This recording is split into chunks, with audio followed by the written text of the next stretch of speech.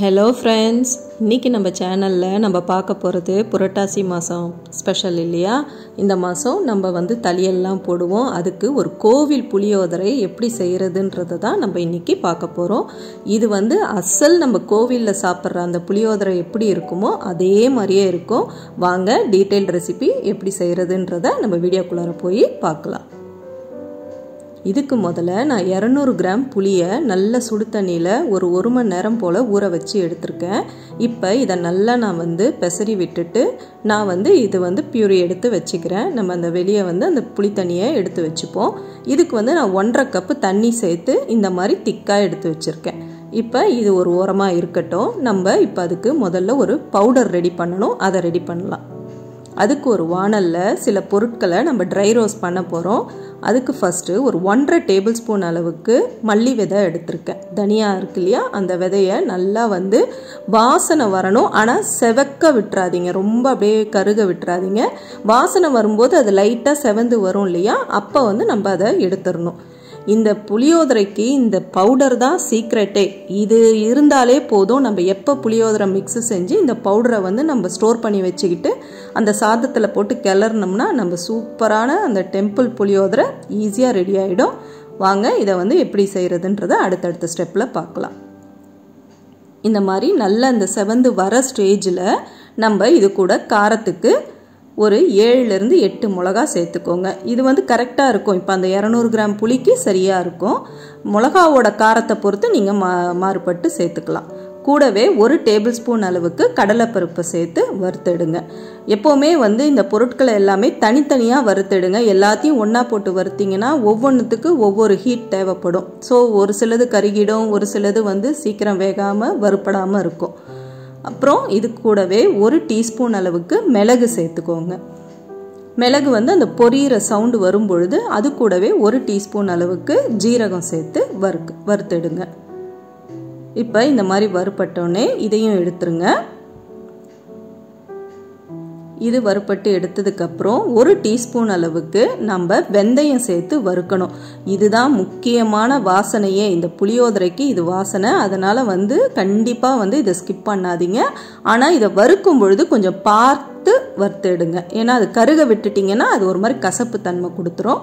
இது கூடவே 2 table spoon அளவுக்கு எள்ளு சேர்த்து வறுத்துக்கோங்க. எள்ளு அந்த பொரியுது இல்லையா, வெடிச்சு செதறும் இல்லையா, அந்த ஸ்டேஜில் நம்ம எடுத்துடணும். ரொம்ப கருக விட்டுறாதீங்க. இதையும் கருப்பு எள்ளு கூட நீங்கள் சேர்த்துக்கலாம். இப்போ இதை கூடவே ஒரு கருவேப்பிலையை ஒரு கைப்பிடி அளவுக்கு வறுத்து எடுத்துக்கோங்க. இது எல்லாமே இப்போ ஆறுனதுக்கப்புறம் இதை கொரகொரப்பாக நம்ம அரைச்சி வச்சுக்கலாம். இப்போ நம்ம இந்த புளியோதரை செய்கிறது எப்படின்னு பார்த்துக்கலாம். ஒரு வாணலில் ஒரு 5லேருந்து 6 டேபிள் ஸ்பூன் அளவுக்கு நல்லெண்ணெய் ஊற்றிக்கோங்க. நல்லெண்ணெய் தாராளமாக ஊற்றிக்கோங்க. அப்போ தான் இது கெடாமல் நம்மளுக்கு 1 மாதம் வரைக்கும் வச்சுக்கலாம். இது கூடவே 1 டீஸ்பூன் அளவுக்கு கடுகு, 1 டீஸ்பூன் உளுந்து, 1 டேபிள் ஸ்பூன் கடலைப்பருப்பு தாளிச்சுக்கோங்க. இது கூடவே கருவேப்பிலையும் சேர்த்து பொரிக்க விடுங்க. இது பொரிஞ்சதுக்கப்புறம் இதில் ஒரு 5 காஞ்ச மிளகாவை நான் கிள்ளி சேர்த்துக்கிறேன். இது பொரிஞ்சதுக்கப்புறம் இது கூடவே 1 டீஸ்பூன் அளவுக்கு பெருங்காயத்தூள் சேர்த்துக்கோங்க. கட்டி பெருங்காயம் இருந்தாலும் சேர்த்துக்கலாம். இது கூடவே 1 டீஸ்பூன் அளவுக்கு மஞ்சத்தூள். மஞ்சத்தூளை எண்ணெயிலே சேர்த்திங்கன்னா நல்லா அதுவும் வறுப்பட்டு ஒரு வாசனை வரும். அதனால் அதை இப்பயே சேர்த்துக்கோங்க.